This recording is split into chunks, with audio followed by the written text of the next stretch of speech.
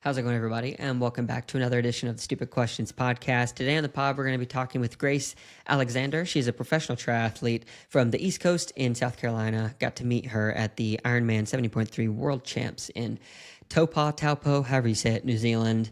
And she's just a super stand-up gal, has quite an interesting life. And today we get to dive into that with her. So without further ado, I want to introduce you to Grace Alexander. Update firmware right before you record. Just that's a Yeah, note to myself. And if you ever decide to record something, it's like I don't update any like Zwift or Training Peaks stuff like before a big workout. yeah, I'm just gonna do this workout with the setting and then hope for the best. yeah, that was like such a oh man, such a noob move on my end. But Grace, thank you so much for taking the time to come on the pod. I really appreciate you being here. It was cool to meet you for the first time in Taupo, New Zealand. But how are you doing? Yeah, I'm good. Thanks for having me on. It's been fun since Taupo, but Yeah, yeah. what you been up to? What's life been like for you in the month and a half passing? I took like a solid 4 weeks off. Well, actually 2 weeks off, and 2 weeks were just like choice training, Mm-hmm. and it ended up being pretty light, so I kind of just consider it 4 weeks off. Yeah, Um, But other than that, getting back into training now and kind of staying in Greenville. We're having kind of yo-yo weather right now where it snowed last week mm-hmm. and today it was 80 degrees. So Yeah, kind of taking advantage of that now. good. Yeah, we've been having that similar. I mean, so I'm in Northern California now. It's not as, I guess, crazy as the swings we would have in the East. Because back home where I'm from, like my family, been talking to them, and they were at like 10 degrees a week ago, and now it's 70 degrees today, similar to what you're experiencing, I think. But it's Yeah. crazy. You were in Chattanooga, right?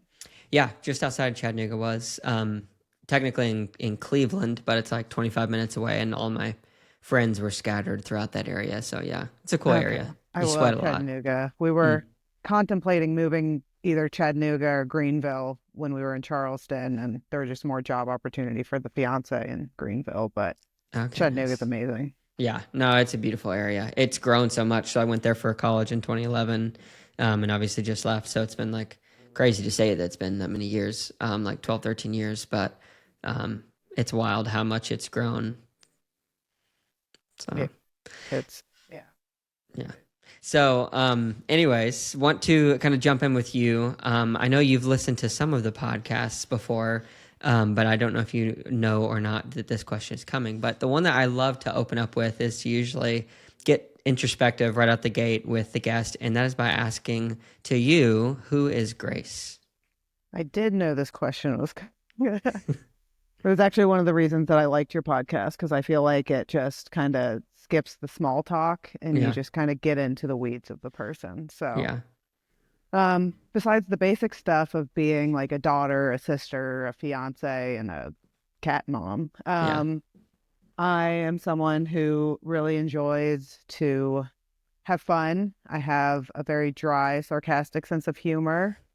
I love incorporating that fun with hard work, and that's kind of why I became a competitive athlete, I think, because it Mm, was always fun growing up and doing sports with teammates and just joking around while working hard. I'm someone that likes to be outside and enjoy the outdoors, exploring new places. Although, as I get older, I always say, like, or I found out that traveling is less exciting to me. mm, Kind of have done a good bit of it. So now it's more like I'm enjoying just finding home and making sure I like home and just staying there. But yeah.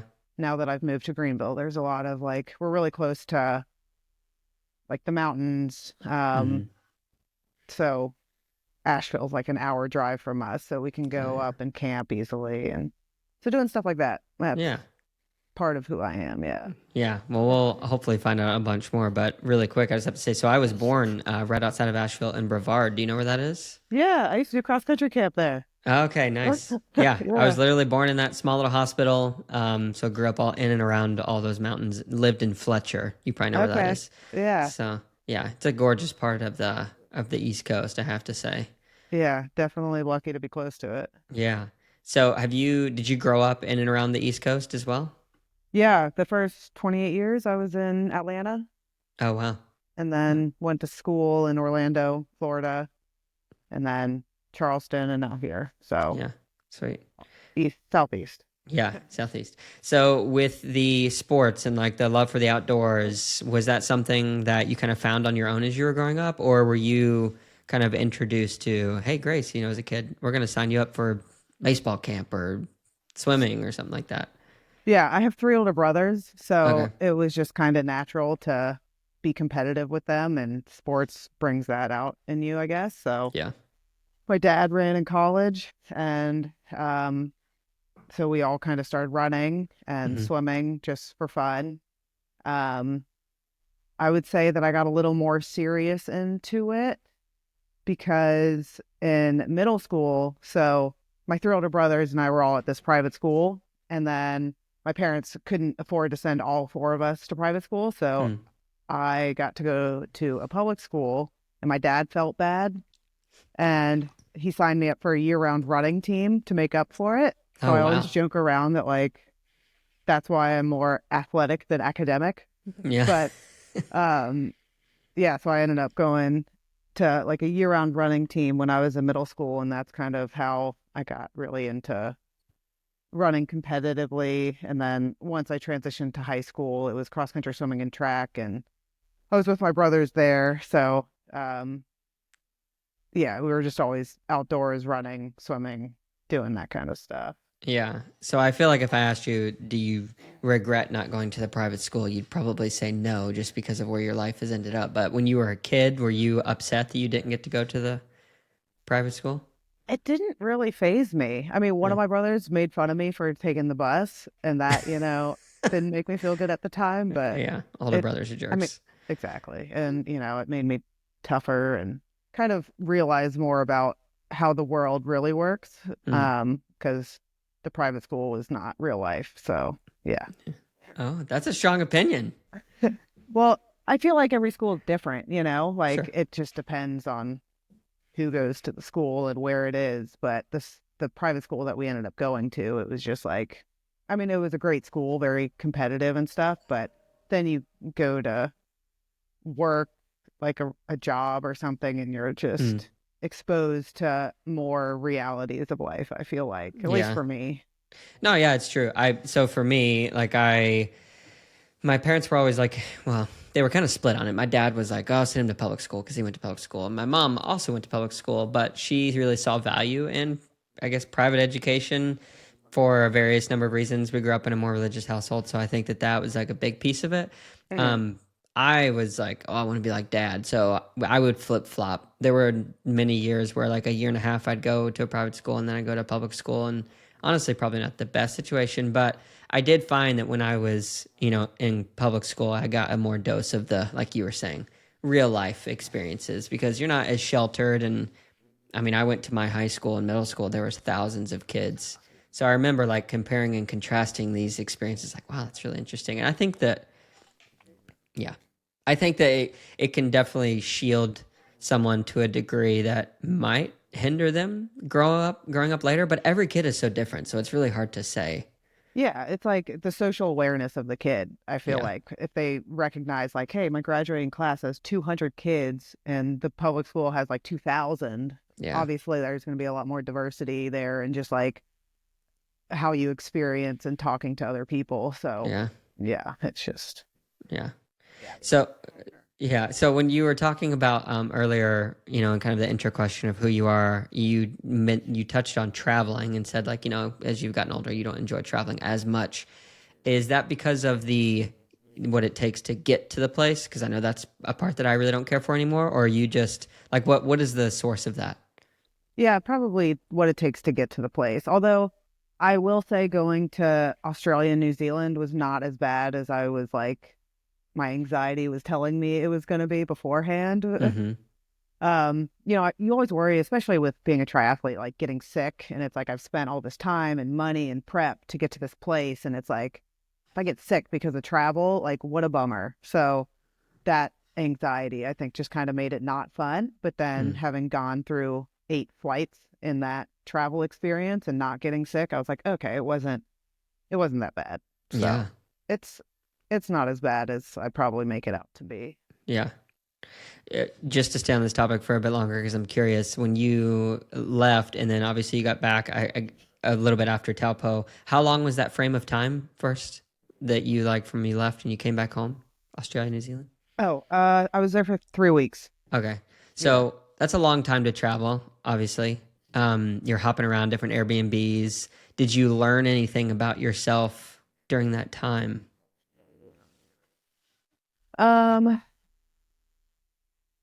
During this time, I kind of like confirmed some stuff because I had done solo travel before Hmm. to Switzerland, and that's where I learned a lot about myself and just like being able to handle traveling abroad alone to an area that doesn't really speak a lot of English. And I survived, and I was able to like navigate the world and communicate with people through like using my phone and apps or just like pointing at stuff even. But Hmm. on Australia and Taupo, they're pretty easy because they're English speaking countries. Yeah.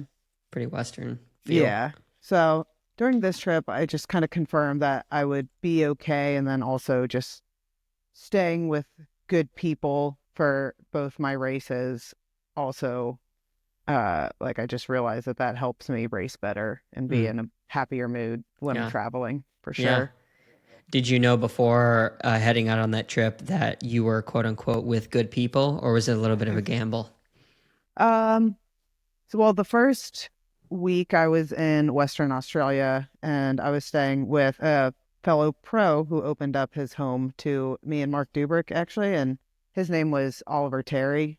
Okay. And I didn't know him at all. He just had heard that I was looking for a homestay and reached out to me. And so I assumed, like, well, he's probably a good person. He's a pro triathlete, young, chill. Yeah. So I didn't really know him till I got there, but he ended up being really cool and awesome. So that worked out well. And then, yeah, the second half of the trip, I stayed with Mark Durick and Lisa Becerres, and obviously they're cool. And Yeah. I got to know them better through that trip. So Yeah. that was Yeah, fun. they're good people. It's been fun getting to know Mark, obviously, a bit more over the past year and a half, and Lisa too. But it's always interesting to see the personas that, most people see as they interact with the sport on Instagram. And then when you meet them face to face, you get to kind of see behind the camera what people are like. Yeah, you never really know. Some people put on a front on Instagram, Hmm. but no, they're pretty down to earth and similar to what they post. So Yeah, for sure. So getting into the sport, like you were talking earlier, going back to childhood a little bit, that you were put in this year-round running club. How did that start to like build your confidence and build just who you thought Grace was to become as you grew older? yeah, so something that like started there, I would say, was realizing, do you know the term self-efficacy? I know it. I could not define it. I don't think like self to be able to do something on one's own or something. Like believing that you have the ability to Yeah. do something. So yeah, that's kind of where that started for me because I came into the running team and I like no one had any high hopes for me. Mm. But then within like a year, I was competing at like regional and national level races. So Yeah. kind of like, okay, if I just consistently work, then I can get pretty good. And so that kind of transferred over to my high school where when I joined the cross country team, the coach was like, yeah, she might like make varsity at some races. We'll see. And then I ended up like getting on the record board.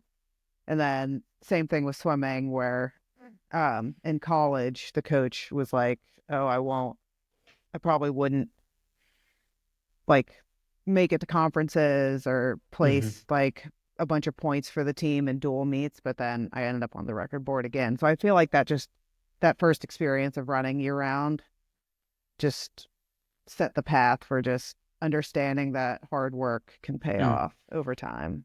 Yeah, that's a super important lesson to learn. How old were you when you first got on the running team? Like the year-round running team? Like 10 or 11. Yeah, that's super young to learn some of those lessons, or to at least even be introduced to the beginning of the understanding. Yeah, it's definitely the benefits of doing sports when you're young, I think. Yeah, I am actually very jealous. We did a couple recreational, like sign up for the rec league stuff, but never too much of the high school, middle school experience for sports. So I definitely want to give my kids some of that. But for you, you were saying that much was never really expected of you.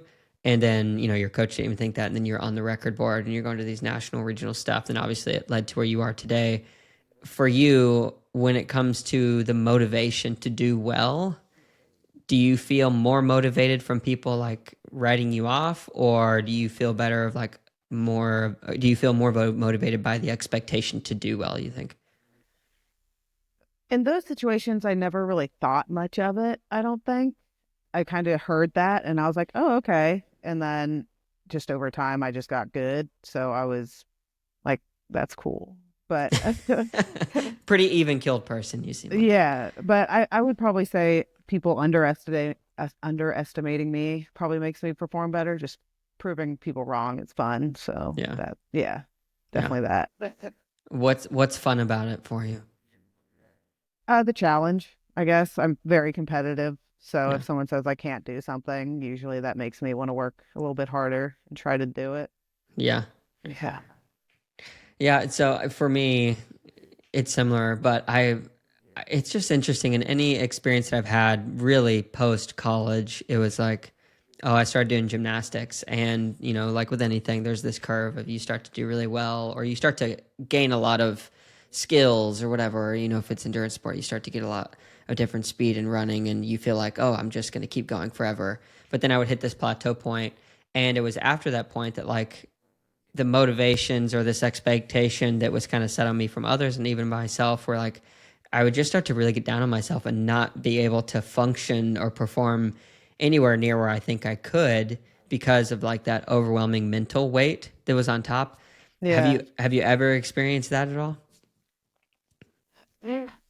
I think that's kind of where it becomes like falling in love with the journey versus like the destination becomes important because like with incorporating like training with a team and having fun doing it, I never really noticed plateaus or I never really thought about them. I was just training with a team because it's fun. And then like all of a sudden I would have a good race after 2 years and I was like, oh, sweet. But yeah, with plateaus, I'm definitely more conscious of them now and I'm fearful of that. But Hmm. as a kid, it was more just this is what I do. I'm on a team and it's fun and we race occasionally and I don't think too much about my times. Yeah. So, yeah. Yeah, I think that's good for when we're younger. Dude, I think that really can cause burnout at a younger age. I've talked with a few people on the show who've been either Olympic level swimmers or right there on the edge. And it's usually like college is where most of those aspirations go to die. Like you end up just getting so burnt out because, like you're saying, you can start to plateau or whatever the reason is, and you're just like, I'm done. Yeah, especially I feel like swimmers in college really plateaued. Like a Yeah. lot of people on my team come from this year-round background of swimming, and I never swam year-round. So like when I got to college, I was improving and I was like, "Oh, this is exciting." And then they were either plateauing or almost getting slower because they went from this very structured life with Mm. their family and two-a-day swimming to like having freedom in college and probably doing stuff that they shouldn't be doing.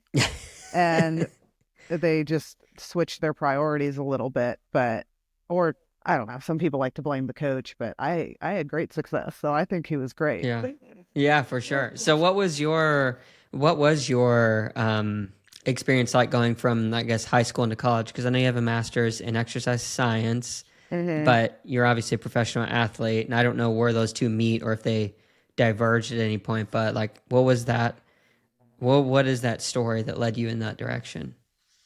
So my undergrad degree is in environmental studies. I thought Okay. like at the time the environment was the future. I mean it is, but I didn't really process like where that degree would lead me. Hmm. And once I was about to graduate, I started looking into it, which is not the mature thing to do. And I realized it was like being a park ranger was kind of the route unless you go get higher education, Mm. which most people did with that degree. Yeah. But I didn't really want to do like environmental law or anything. And I was really interested in the human body. So after I graduated, I worked as a physical therapy tech at the Shepherd Center, which is a brain and spinal cord rehab center in Atlanta. And I was thinking about going back to school for PT, nursing, OT, just something like in the medical field. And like this is probably like 2 or 3 years after college, I started getting into triathlon more. So as that interest grew, then so did my interest in like exercise science and physiology. So I was like, well, this makes sense. And there was a program really close to me that was good. They had a really good like research lab and stuff that really attracted me to it. And yeah, after 5 years after college, I went and got my master's in exercise science. And it kind of was alongside my journey in triathlon. And Hmm. I was still an age grouper at this time. Yeah. So yeah, it worked out pretty well. Because actually in grad school, you have more flexibility, I think, to train. So there was also a little bit of that going on in my head. Like, well, Yeah. this is going to work out great. Yeah. What led you to the point where you decided like, okay, well, I'm gonna really put some stake and investment time into this professional path. I coached swimming for my high school team after college as well. Okay. And I realized that I was very passionate about it. And I would actually get attached to some of the swimmers that I kind of took under my wing, especially the distance freestylers, because that's like my thing. Mm-hmm. And I remember this one kid was like such a hard worker, and um, his goal was to qualify for state, and he wasn't a year-round swimmer, and I was never a year-round swimmer, so I really like related to him, and I really wanted him to do well. And then the last meet, he like qualified for state, and I like started crying on the side of Oh, the that's pool. awesome. And I was Yeah. like, this is probably a sign that I should do this. So that kind of helped confirm that this was a good path for me. And coaching is definitely something that, well, I do it now, but I want to get more involved with as I get older, and especially as I stop racing professionally, like build up a team and everything. So Yeah. yeah. When you say a team, like a triathlon specific team or other sports like swimming. Um, I guess triathlon, but of course, if swimmers, bikers, or runners want to join as well, they're definitely welcome to. Yeah. Yeah. How do you find that patch? So it sounds like you didn't necessarily stumble upon it, but you knew that you wanted to get into this area specifically relating to the coaching. Like to have that moment you said where, you helped him get through, you related to him, he qualifies for state, you cry. I can think of very few times in my life when I've like been brought to tears because of someone on someone else's behalf of helping, having a hand and like had them reach a goal. So for somebody who's interested in finding a passion of that level, like how do you do that?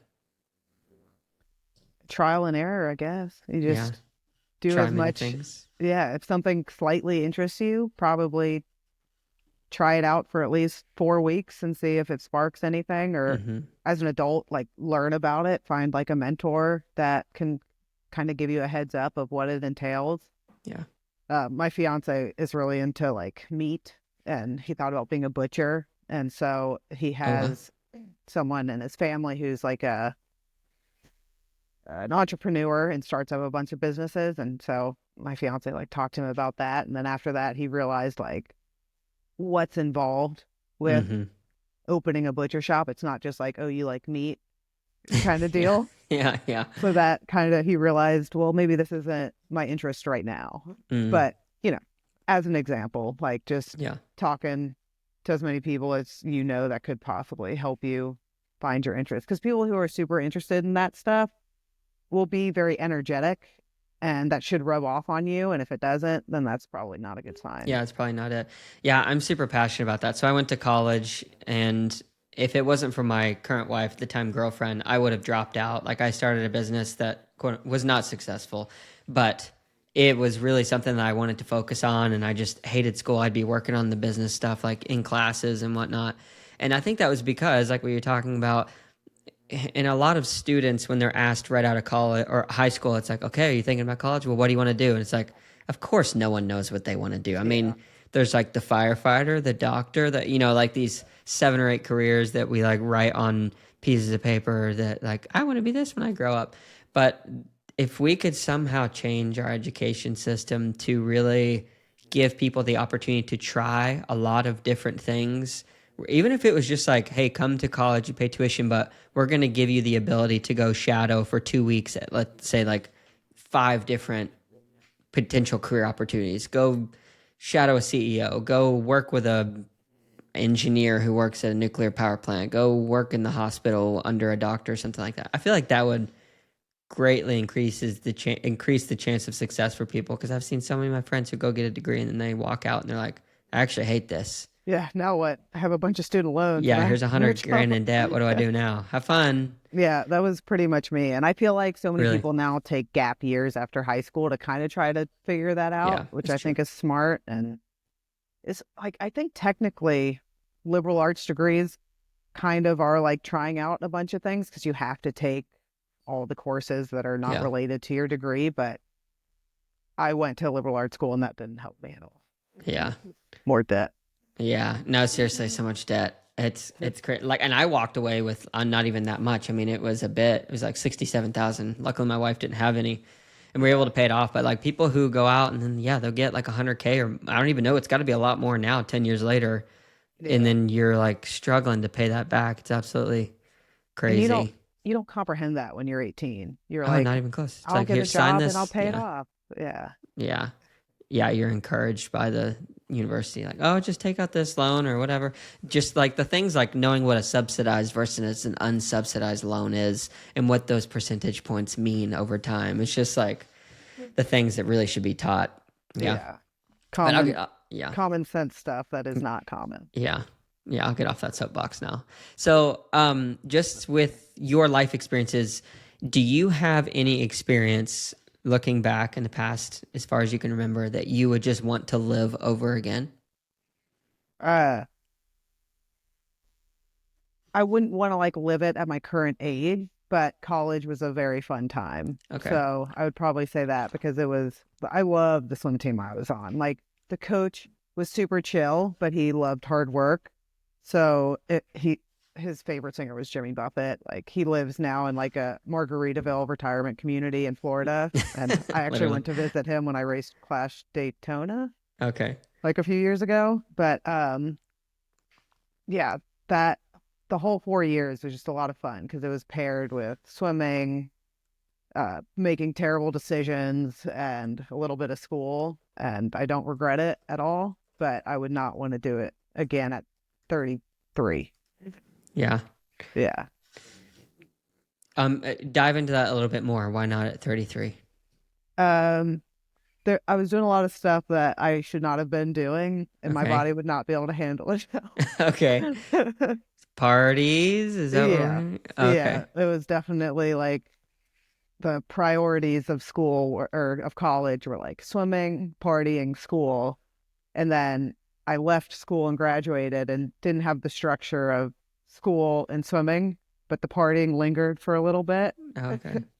And so then, yeah, that's a whole other story.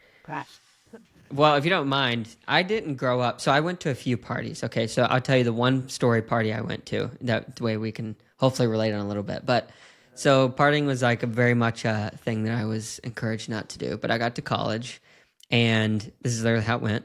I lived on the second floor and I went to a pretty conservative school. So we had to quote unquote sneak out. So my friend had some climbing rope and we hooked it up to the bunk bed and we climbed out the bed, out the window, and one guy was so scared. We were rappelling down. You're supposed to like hit the brick, go past the window, hit the next brick, and then get off.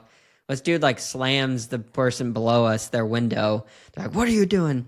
Anyway, we should have thought like, "Oh, this is going to be a bad idea," but we left anyway. Went to this house, and I was gonna like drink for the first time, and it's so funny because like I pick up this drink, right?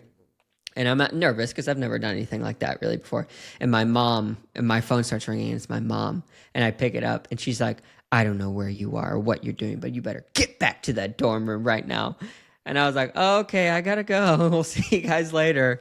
But it was so crazy because like as soon as that happened, I start walking outside and then cops show up and I jump in some random vehicle. I think the guy was actually drunk who was taking me back to the dorm. But he took me back to the dorm, and then like the dean's like questioning us, "Where are you at?" And he came up with this elaborate story that we were at Taco Bell. And I was like, "Who sneaks out of the dorm to go to Taco Bell at like 2 in the morning?" Anyway, it was just like this crazy experience, and I realized like, okay, well, and I made some stupid, crazy decisions after that, and started doing a little more of the party scene. But like that was my first experience, and it was pretty scary actually when the cops rolled up, and I was like, "Oh, I'm going to jail. I don't know what I'm doing." But Well, like how'd your mom find out? yeah. So what's crazy? Good question. when we were rappelling out of the window and hit that guy's room below us, they went and snitched on us, told the dean. Dean came back, didn't find us. And I don't know why they didn't call me. I assume they probably had my cell phone, but they must have called my mother, and they knew they'd probably have more motivation from me, from my mother calling. So my mom called me then, and that's how she Oh. got it. Yeah. I assume this was like a dry campus school. Yeah, totally. Yeah. It is like a private Christian university in Okay. Chattanooga. So yeah, it was very much like Yeah. none of that. And which a lot of that stuff happened outside of the or outside of the site of the, whatever the administration, but it was very much an under wraps thing. Yeah, I wasn't encouraged. Yeah. Yeah, that's that'll scar you. Yeah, yeah, for sure. But like, what my real question, the reason I kind of told that story is like, so I had a little bit of like, oh, this could be fun, but what is it about, do you think, partying that like really draws college kids in? Well, I think it depends on how much you're sheltered and like helicopter parents kind of stuff in high school and middle school. Yeah. Um, but also I wasn't necessarily sheltered or anything. I just had three older brothers, and one of them I was really close to, and he was the influence for me in the Okay. party aspect. Um, because I kind of started in high school, and then when he went to Rollins for college and swam there, I was like, I want to go to Rollins and swim there. Yeah. And he like the swim team then was like even more chill. It was like the what do they call it? It's like a drinking team with a swimming problem or something like that. But he was part of that environment. So like when I did my recruitment visit, they were like, "Oh, you're Tom's sister. Like we're gonna go party," and I was like, Okay. "Wait." Yeah. um, You got the reputation. yeah. So I kind of just that's what seemed like my reputation was. So I just went with it, and it was a lot of fun. Yeah. Yeah. So what made you, because you said like getting older, I guess it was just you needed more structure, more sleep. It's harder to recover from those types of things. But is that the reason why you like kind of left that behind? Not really. So like a year and a half after college, I hadn't exercised in probably like 6 months. I was still like living with my parents, and I had like gained 30-ish pounds, I Oh, wow. think. Yeah. And I was still basically just partying, going to work at that time. No swimming, no school. So Yeah.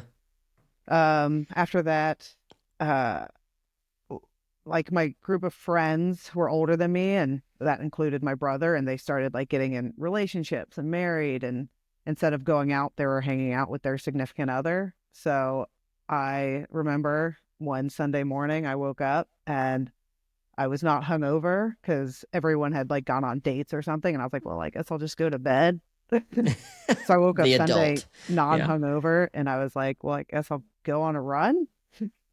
I remember Wow. trying to run like 2 or 3 miles along this loop that I had done so many times in high school, like effortlessly. And I like couldn't hold 9 30-minute mile paces. I had to like walk up the hills, and I was just like huffing and puffing. I was like, this is not good. So, like Yeah. A little knowing wake up how call. fit, yeah, exactly. Knowing how fit I had been like in the past and now feeling this way, I was okay, I'm not unhappy at what I see in the mirror because of like the body. Mm. I'm unhappy because I'm not trying. Like I'm not trying at all. So that's when I was like, all right, I need to start like doing something. And I actually started doing Orange Theory because I was Okay. like, I can't do this by myself. This is going to suck. Like the Yeah. first 2 months of trying to get in shape is horrible if you're not in Mm. shape. So I was like, I was super cheap at the time too. I still kind of am, but it's like Aren't a we all? hundred, yeah, especially triathlete. Yeah. But it was like $150 a month for Orange Theory. And I was Wow. like, That's crazy. for the unlimited pass. But I figured if I go 6 days a week, that's $6 a class. And I was like, that I can do that. That's like validated. And also, I'll definitely go because I don't want to waste money. So I did Orange Theory for like 2 months just to get back in shape enough to where I felt like I was able to do it on my own. Yeah. And then after that, I signed up for a half marathon like a few months later. And I was like, all right, my goal is to break 2 hours. If I can break 2 hours and a half, I'll do a triathlon. And I crossed the line in 1 hour and 58 minutes. Let's And I go. started crying because I was like, I hadn't accomplished like a fitness goal in like 4 years. Wow. And so then the next spring, I signed up for a triathlon, and then here we are. Yeah. How fast can you run a pure half now, you think? My PR is 122. That's fast. That's very So fast. I took almost 40 minutes of that Yeah. race time. Yeah, that's Yeah. crazy.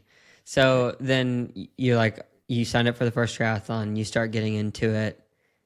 Are you still working at this point, like when you're making this transition from like age grouper to like considering to being a professional?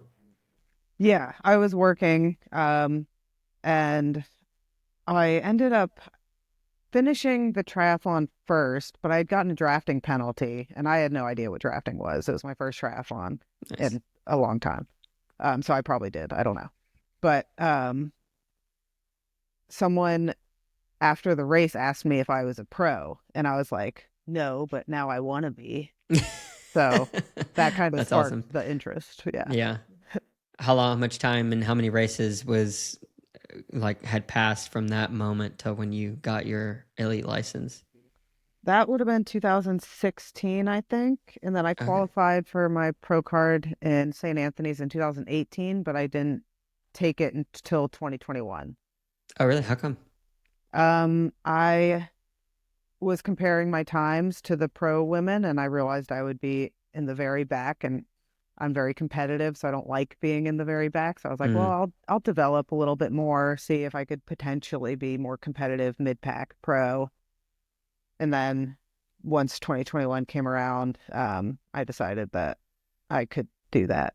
And it's yeah. also like, everyone has different reasons for going pro. And, some people it's great and they need that push to like race with really fast people to push themselves harder. But for me, it's like I wanted to be in the race and Mm, feel like I was being pushed at the swim, bike, and run, I guess. yeah. Yeah. Your approach, the way that you think, just about competition, like you say, you're very competitive. I would consider myself also to be very competitive, but you seem a lot more calm and stable about the way that you make some of these decisions. Is that just by nature or nurture for you? You think? Well, first off, I think that's a compliment. So thank you. You're welcome. uh, is my calm decision making nature and nurture? Nature versus nurture. Like, do you think it's just, were you just, have you always been that way? Because even at a young age, like you were talking about, if someone would have not expected much from me, like, I think that similar to you, I would have tried to push myself, but I would have also been very vocal about the unrest within my soul when someone doesn't think I can do something. Like, I'm just a very outspoken, you are much more like within, it seems like. Yeah, I think underneath, I'm just like, oh, okay, you'll see. Yeah. Yeah. So I think it's probably nature because when people do say stuff that makes it seem like I'm not capable of something, it Hmm. just like lights a fire, and I'm quietly like, all right, we'll see about that. Yeah. Yeah. Is your fire currently lit? Oh yeah, for sure. Yeah. What's Yeah. what's being said, or what are the voices that you hear that you're overcoming? It's probably my own voices, really.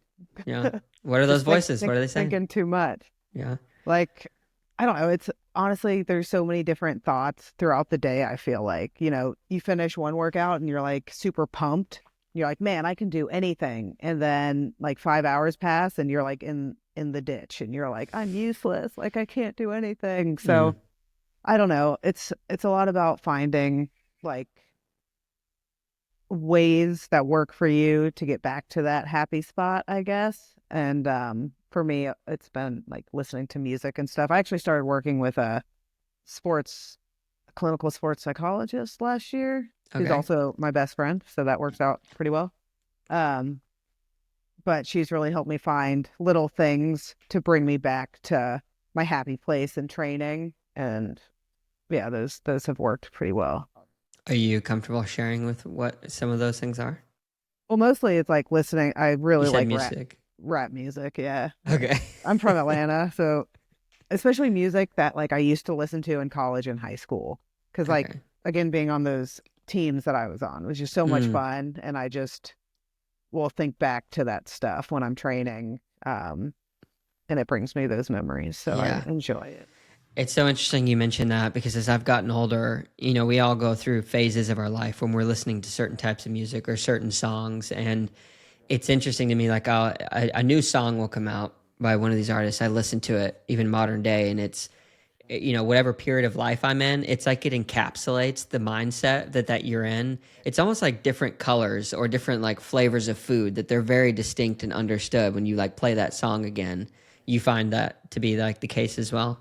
Definitely. Yeah, like 90s alternative is what I would listen to when studying in college. So that immediately is like what I think about when I hear those songs. Yeah, it's Yeah. amazing you could focus listening to that.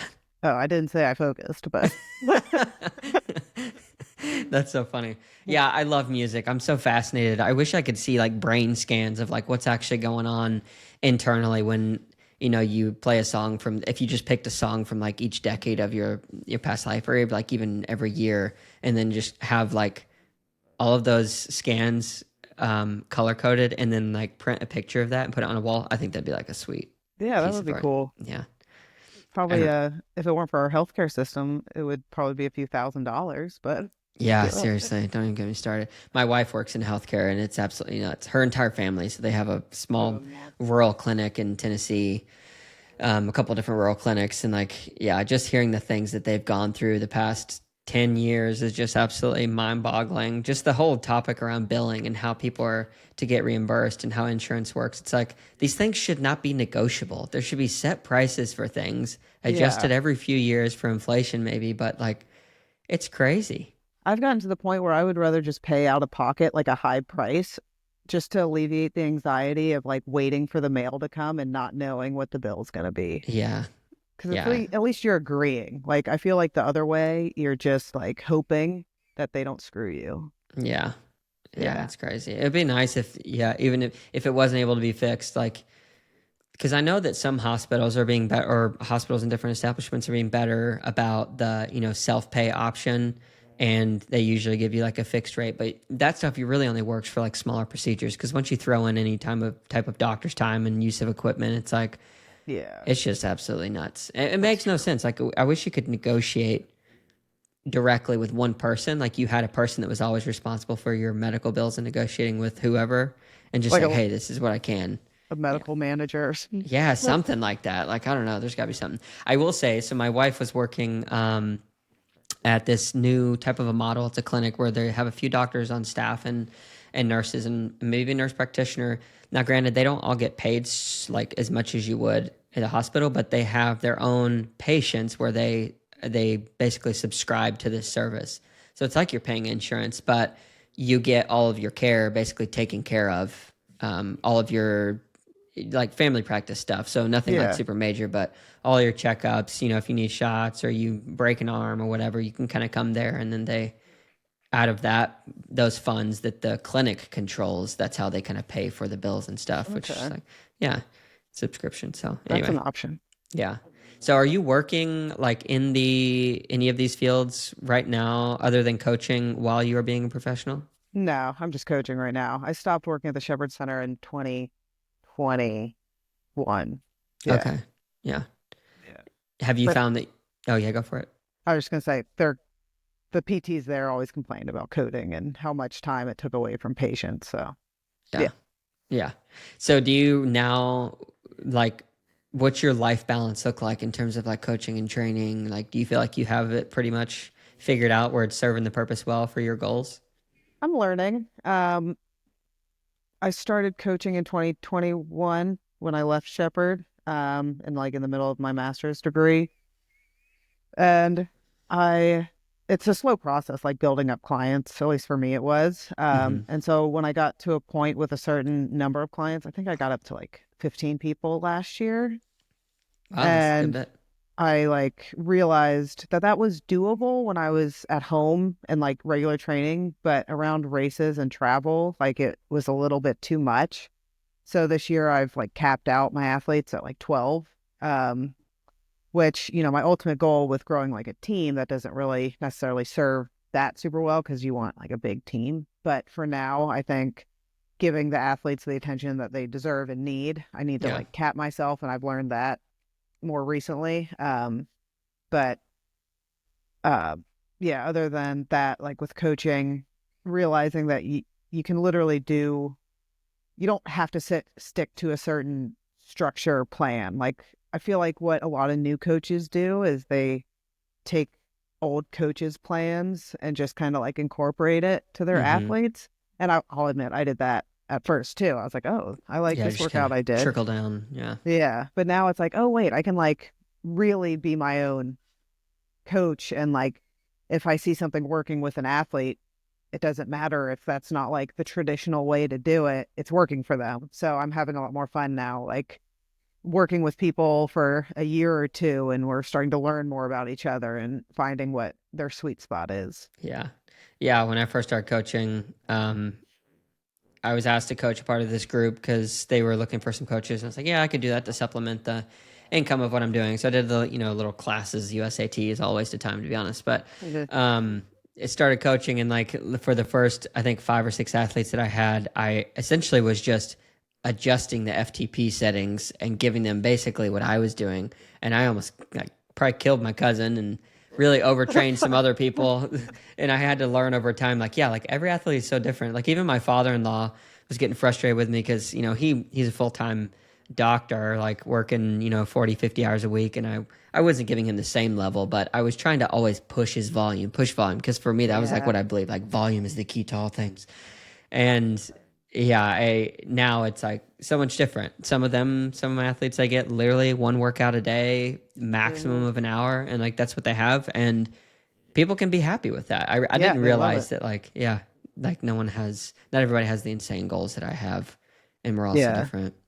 Once you like have that realization, I think coaching becomes easier. You're like, Yeah, okay, they don't need to do an 18-hour week. yeah, It'll be yeah. okay.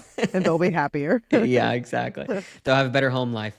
Yeah. Yeah, I think for me too. So I started self coaching back in October, and when I first started the sport, like very early on, when I was like 27, going on 28, it was just like 45 minutes a day doing this and 40 minutes of doing this, and it was it was um, low maintenance, low stress. And then after I started getting a real coach and they started assigning these very specific intervals, I'm like, how do you even figure all this out? So I decided like I needed to go out on my own and like really see, like kind of test my knowledge for what I know works for me and then apply Mhm. some of the lessons I've learned.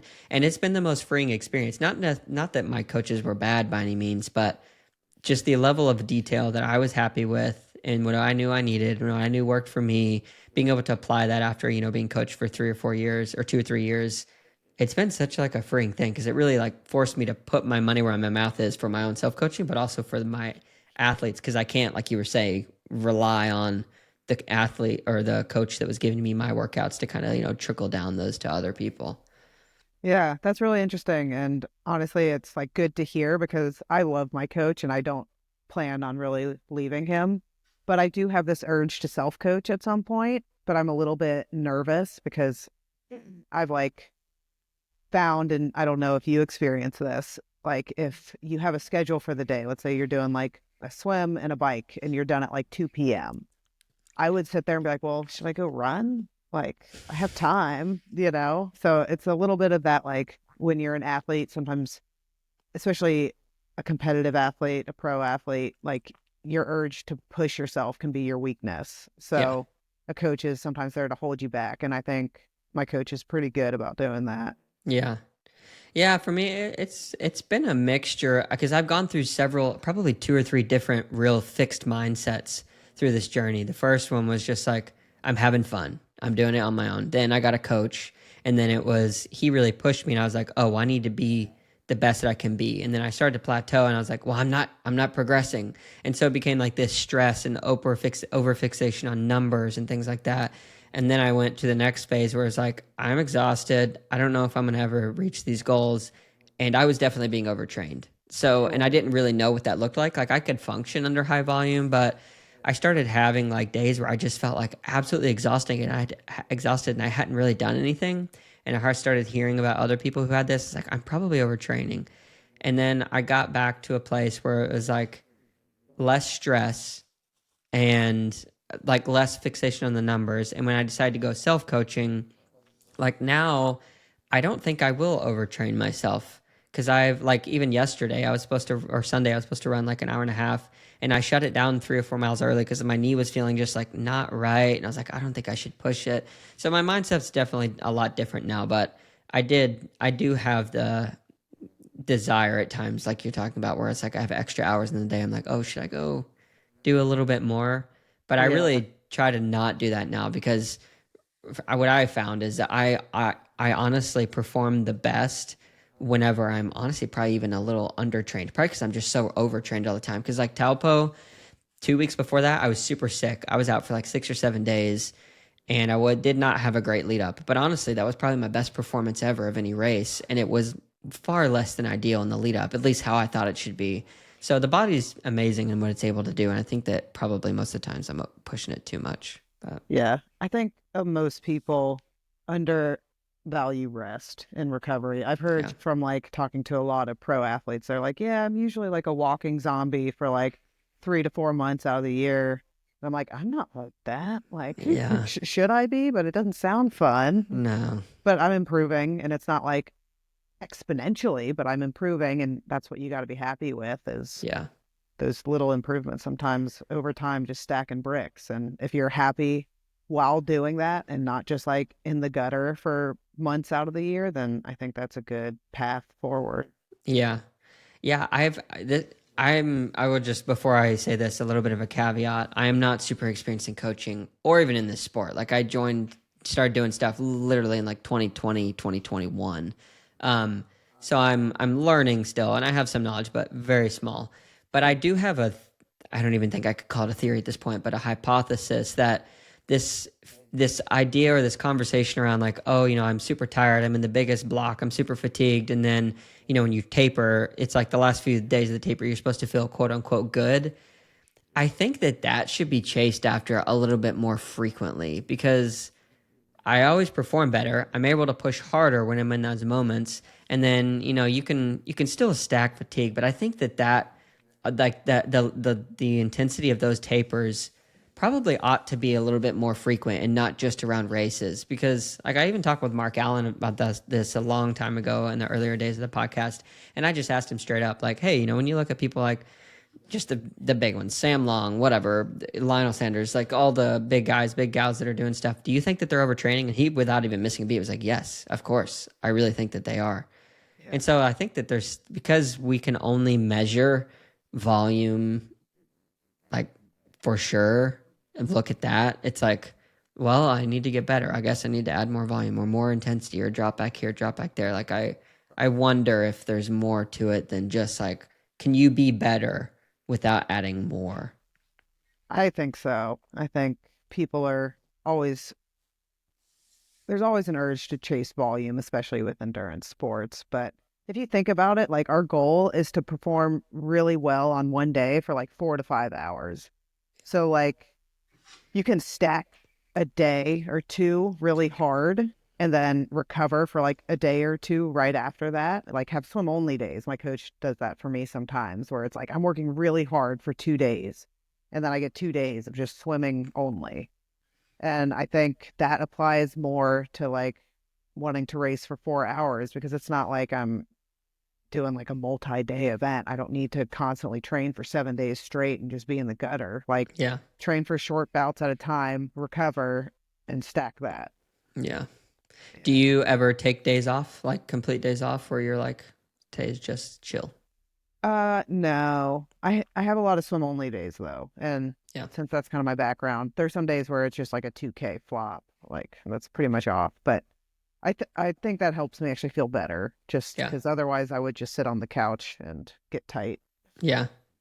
No, yeah, I have found so I keep the Sabbath and it's like one day out of the week, Friday sunset to Saturday sunset, and usually take that completely off. But so growing up, that day was always supposed to be like a special day because you take off of work and do the other stuff. And so I was like, well, I'll probably take off of training and whatnot. But what I have found is like honestly, that day is when I started to feel the worst because I still eat regularly and I found my appetite changes. And so I've started to like, well, on that day, like I'm still going to do something light. I won't go do like a full blown workout, but just like that little movement, walking, hiking, or Hmm. going up for a chill mountain bike ride or road bike ride. I usually don't run because I feel like that's still pretty hard on me. I don't know how to run and it not be like beating me up. But Yeah. yeah, so I have found that like that little movement does make a difference. Yeah, for sure. And I agree. I felt running's too high impact to be a recovery Yeah. modality. Yeah. Walk fast. Exactly. So, what is taking up like the most mental bandwidth for you right now? Like, what is something that when you're going to bed at night, it's like, oh, I need to get that out of there so I can sleep. Oh, probably like sponsor stuff. Like Yeah. I'm not good at it and I'm my own manager.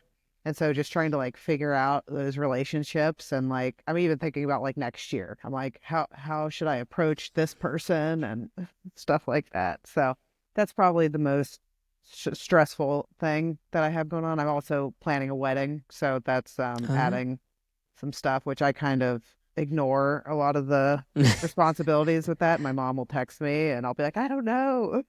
Yeah. Yeah. When's the big day? November 15th.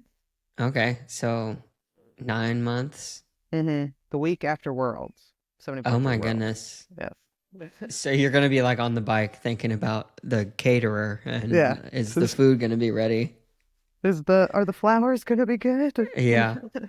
That's exciting though. Congratulations Thank first. you. Yeah, Yeah. no, we're excited and I don't know if I'm doing Worlds yet. I made it the week after just in case I decided to, but it's still Yeah. TBD. Yeah.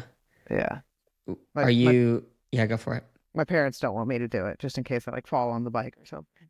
Oh yeah. That'd be tough. Getting married with like a in a sling or something. Road rash, yeah. Yeah. Well, it'd be a memory. True. What It's does fun. your husband to be think about this? Me racing the week Yeah, before racing Worlds. a week before. I He probably mean, doesn't care. he's a mountain biker, so he's like, do whatever, I don't care. Yeah. But it's probably like it's I get why your parents think it's not ideal, but it's not a big deal to him. Yeah. Yeah. What is the story of you guys meeting? Like was it out on the trails somewhere or how'd you meet him? Swiped right. Okay, nice. But Which then app? I must know. I think it was him. Hinge. Okay. Yeah, but our first date, it was during COVID, like the height of it in April 2020. And we were both in Atlanta at the time. And so Oh that's how yeah. we were like within the radius or whatever. But Yeah. we met at this pretty popular park in Atlanta, like a running route that was closed to everyone because of COVID. And we like snuck in there and went for a run. Ooh, you snuck in. Wow. Yeah. So you guys are breaking the mandates and the laws right out the gate. Yeah, You exactly. enable each other to do the bad things. Running was just that important to both of us. Yeah. That's awesome. Well, congratulations. Thank you. And going back, I guess, to the other part of this, fears, the thing that you kind of have sitting on the front of your mind, the sponsorships and whatnot. How have you started to like fumble your way through it? Like, have you had some success with figuring out, oh, okay, we have this sponsor for this year, this one, and have you been able to nail down things that have worked and have not worked? Well, my problem is also I'm very like I like sticking with my team. So it's like I notice a lot of triathletes jump sponsors year to year, and I would much rather just stay with the same people forever. But it's Yeah. kind of like a job, I feel like, where if you just stay with the same company, you'll get like a 2 to 3 grand raise every year. But if you jump companies, you get like a 10 to 20 grand raise. So Hmm. I've noticed a little bit of that. But I'm happy with my sponsors. Like All Three Sports has been with me since I pretty much started as an age grouper. They're just a small local bike shop in Atlanta, and they've been great. So I've been with them, I think, like 8 or 9 years now, Wow. since like my first year in the sport, and then Barlow again. And then I'm bringing on like more community based sponsors because I like the relationship. I don't want to just like sign with something for the money, Like Yeah. I like the relationship, although my fiance would rather me sign on for the money. Um, so that's been something that I'm like trying to figure out is like, can I have both? Yeah. Yeah, I think you can have both for sure. What's the community type of sponsor? Like, what's an example of that?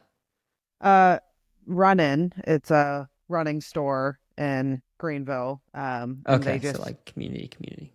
yeah, yeah. And this will also like, long-term vision is like when I create my team, having them like Yeah. be part of that and like do in-person stuff. Yeah. Yeah. So from the point of when you started being a professional in this sport to like where you are today, how has your definition of success and just fulfillment looked like and changed? Oh man. So when I first started this sport, like as a professional, I thought like winning or podiuming 70.3 would be like life changing. And like I would be like, I'm done. Like I've accomplished all my goals. And then in 2022, I won Augusta 70.3. And of course, you just like talk yourself down. You're like, it wasn't that good. Like the field wasn't like super strong, although it was a great field for like where I was at because there were like 6 women that were all competing for the win. And Mm-hmm. I just happened to have the best day that day. But yeah, I've realized that it is really so much more part of the journey and just learning Mm. about yourself, your mind, your body, what you respond best to versus like chasing a certain outcome. Because you realize like seeing people win a world championships, you would think like that's the highest thing that you can do. Why do it again? But they keep coming back and doing it again. So I think there's something to like it's just part they love the journey and that's why Yeah. they're good. Yeah. And I'm starting to embrace that a little bit more now. And after winning Augusta 2023, I was like, I need to be like super serious and like have like my nutrition nailed down, like all this stuff, like not go on vacations, not like enjoy life outside of triathlon. And that was my worst year ever. Yeah. So then 2024, I was like, I need to like breathe a little bit and like have fun. Remember like how much fun I had swimming in college with the team and do more like Mm. group stuff. So last year was a lot better. And this year I'm doing more like master swim teams and riding with groups. And I'm hoping that that continues just with the improvement for 2025. Yeah. When is your first race when you'll be able to kind of measure a little bit of how that's been going? Oceanside. Oceanside. I Yep. signed up yesterday and they closed this morning because it filled up. So I just got it. Yeah, wow, good grief. Yeah, because I got an email that it was full on the age group side like probably a week ago. So that's crazy. So there's gonna be like 80, 90 pros, at least on the Yeah. start list. Yeah. Yeah. They're filling up quick. So Yeah. you got to be on the ball. Yeah. For that mindset that you're talking about, like embracing the journey, I hope that that continues to become a more popular thing. It's become a little cliche. I think a lot of people say it, but to be able to adopt it is a whole nother thing, especially with if you're more type A or like really into these endurance sports on the age group and even the professional side. But I hope that continues to stay because I feel like with, I don't know, with bigger sports, the more notoriety they get, the more money that's injected into the ecosystem in the industry, it becomes less about that journey and more about we got to win. Like I think of like Yeah. professional cycling. Like there's a few standout people, and obviously there's a lot of people within that do it just because they love it. But yeah, I don't know. I hope that as it continues to grow, that we don't lose that. Yeah. I would suspect that it is challenging to keep that mindset when it is like such a financial like incentive for you to do it. Because if you're making so much money from it, at some point you're like, well, I might not enjoy it anymore, but it's literally what's putting food in my mouth. So I Yeah, kind of have to do it. But I just don't think that you're gonna have success if you don't enjoy it, especially with triathlon. Like it's such like a grinder of a sport that you're doing so much solo work on the trainer and you gotta really want to do that stuff to be successful at it. yeah, yeah, for sure. With anything, it takes a lot of work. If it, like the things worth having are difficult and take a lot of work. Yeah. Yeah, I really struggle when, especially in the business world, but in a lot of areas, it's like people trying to sell this get rich or get fit quick scheme. Like, it's like everything your PT and everybody said is always wrong. You've been, running doesn't do anything for you, or you have to do this, eat my program, blah, blah, blah, blah, blah. It's like, no, get out of here. Oh, sorry. There's my Yeah. mic. But yeah, Anyone that says that is a scammer or a yeah, liar. yeah, Anything worth doing is doesn't come quick. yeah, No matter if it's sports, relationships, school, job, it's like it's going to take years to develop yeah, quality. yeah. So for anybody who is considering getting into this sport and maybe they have aspirations of becoming a professional one day and figuring out like what all of that means, what kind of advice would you give to that young person who is about to get into it? Definitely find a group like to work with, to train with, and then have fun doing it. I think the first year in the sport should just be all about fun and like setting the foundation for why you enjoy the sport. And then after that you can start like being more competitive and getting like mentors or coaches and Mm. things to guide you towards excelling at it. But I think having fun and, like we were talking about, enjoying the journey, that's so Yeah. important for it. And so if you want to have long-term success, you have to have like a deep rooted love for it. Find that love. Yeah. Yeah. Yeah. I was on the all three elite team as an amateur my first year. And the team, I don't know how they did it. They basically got like 7 of the coolest triathletes in the Southeast that were all really good on this team. And we just all clicked immediately. Oh, And that's we went on awesome. this like training camp and it was just so much fun. And that's like, I still think about that kind of stuff to this day. I'm like, man, those people are awesome. And Yeah. we It still keep sounds in like, touch. yeah, it sounds like you want to create something like that. Yeah, for sure. Yeah. When can we expect to see this team formulated and created? I mean, it's like, I guess technically it's kind of starting now, but ultimately I cap myself at a certain amount of athletes Yeah. while I race professionally. So it just depends on how much longer I enjoy racing professionally. Yeah. First of all, do you have a name for the team? Try with grace.